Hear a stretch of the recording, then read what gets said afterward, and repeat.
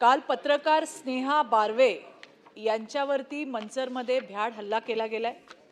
अनधिकृत बांधकामाची माहिती घेण्यासाठी गेलेल्या महिला पत्रकार आणि इतर तिघांवरती हल्ला करून जीवे मारण्याची धमकी दिल्याप्रकरणी 12 जणांच्या विरोधामध्ये मंचर पोलीस ठाण्यामध्ये गुन्हा नोंदवण्यात आलेला आहे।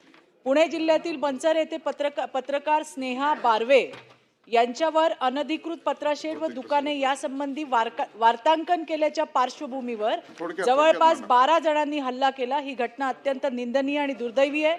विशेष म्हणजे हा हल्ला जिल्हाधिकारी कार्यालयासमोर झालाय आणि त्यामुळे प्रशासनाच्या सुरक्षा व्यवस्थेवरती गंभीर प्रश्नचिन्ह उपस्थित आहे। या हल्ल्याचा व्हिडिओ सध्या समोर आला असून तो पाहून कोणाच्या पण मनात संताप येईल। एका महिलेवरती लाकडी दांडके, प्लास्टिकचे क्रेट आणि लाथाबुक्क्यांनी मारहाण करणाऱ्या या टोळक्यांचा जो हैवानीपणा आहे तो यातून स्पष्ट समोर आलाय। पत्रकार स्नेहा बारवे यांच्यासोबत त्यांना मदत करणारे विजेंद्र थोरात, संतोष काळे, सुधाकर काळे यांनाही मारहाण झाली असून जीवे मारण्याच्या धमक्या दिल्यात। या घटनेमध्ये अज्ञात व्यक्तीविरुद्ध 12 व्यक्तींविरुद्ध पांडुरंग मोराळे, त्यांचे 2 पुत्र आणि 8-9 अज्ञात व्यक्तीविरोधात गुन्हा दाखल झालेला आहे।